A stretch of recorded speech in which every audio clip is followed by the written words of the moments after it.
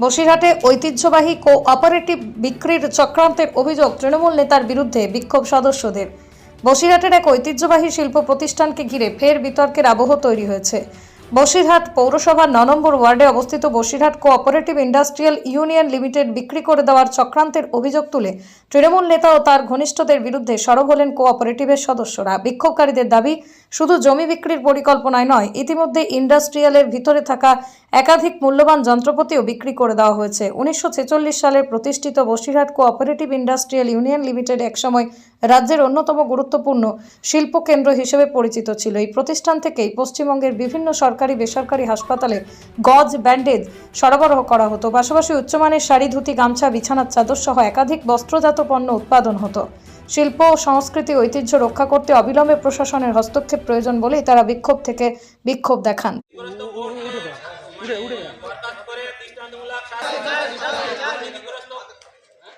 এই দুর্নীতিগ্রস্ত বোর্ডকে বরখাস্ত করে আমরা শাস্তি চাই, শাস্তি চাই, শাস্তি চাই। দুর্নীতিগ্রস্ত বোর্ড আর দরকার নাই, দরকার নাই, দরকার নাই।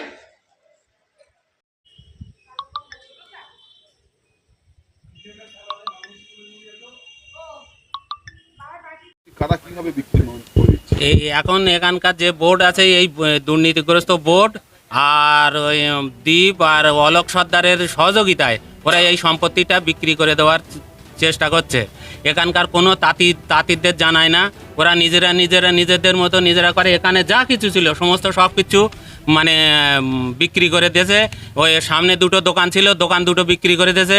পিছনে মানে যে ইয়ে ছিল সেগুলো বিক্রি করে দিয়েছে। এখানে চেয়ার টেবিল যা কিছু ছিল মানে কাউকে রাখেনি। আর একটা বিশেষ কথা, যে এখানে পৌরসভায় যে চাকরি করে তাকে ওরা এখানে বোর্ডে নিয়ে আসলো কী করে?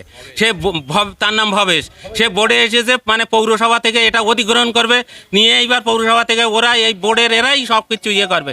আমরা মোটামুটি 1 নম্বর দাবি, এই দুর্নীতিগ্রস্ত বোর্ডের মানে তদন্ত করে এদের গ্রেপ্তার করে এদের দৃষ্টান্তমূলক শাস্তি চাই। এই গরিব তাঁতিদের সম্পত্তি এরা এইরকমভাবে তছরূপ করছে বা লুটে পুটে খাচ্ছে। মাটিয়ায় একটা জমি ছিল, সেখানে 99 বছরের লিজ দিয়েছে। সাইড যে দোকানগুলো ছিল সেগুলো আমরা তাদের মূল দাবি হচ্ছে কি গ্রেফতার। শাস্তি চাই, শাস্তি চাই। প্রশাসনের দৃষ্টান্তমূলক শাস্তি চাই, শাস্তি চাই, শাস্তি চাই। মজিদকে শাস্তি চাই, শাস্তি চাই, শাস্তি চাই। মজিদকে শাস্তি চাই। ওমর আলী, মজিদ, এর আইজুল, এরা মান্নান, এরা আমাদের এই সম্পত্তিগুলো সব হাতে করে শেষ করে দিয়েছে। ওরা নিজেরা বোর্ড সিলেক্ট করে ওরা মানে আমাদেরকে ঠান্ডা করে নাচিয়ে রেখেছে। না জানিয়ে ওরা বোর্ড গঠন করেছে। বোর্ড গঠন করার পরে ওরা বিক্রি করার চেষ্টা করছে এবং বিক্রি করিয়ে দিয়েছে। বসিরহাট যে আমাদের যে ইন্ডাস্ট্রিয়াল ইউনিয়নের কোঅপারেটিভের যে দোকানগুলো ছিল সেগুলোও বিক্রি করে দিয়েছে। মাটিহাট একটা জায়গা ছিল 2.5 বিঘে মতো, সেটাও 99 বছরের লিজ দিয়েছে বিক্রি। আমরা 99 বছর যে বাঁচবো তার কি গ্যারান্টি আছে?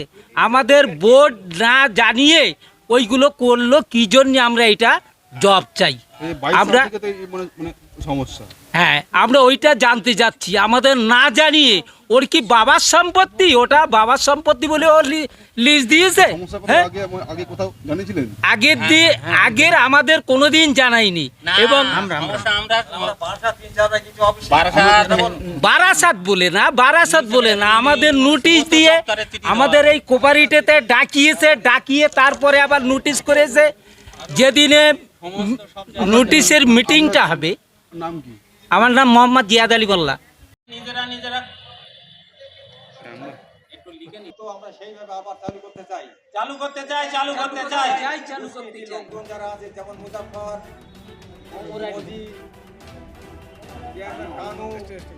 ওমর আলী হবে, এই লোককে আমরা বিতাড়িত করতে চাই। শাস্তি চাই, শাস্তি চাই। ওমর আলীকে শাস্তি চাই, শাস্তি চাই। কানু মণ্ডলকে শাস্তি চাই, শাস্তি চাই, শাস্তি চাই।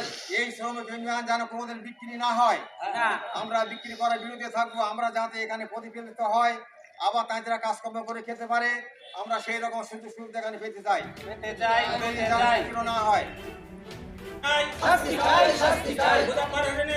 দৃষ্টান্তমূলক শাস্তি চাই, শাস্তি চাই। মজিদকে শাস্তি চাই, শাস্তি চাই, মজিদকে শাস্তি চাই, শাস্তি চাই।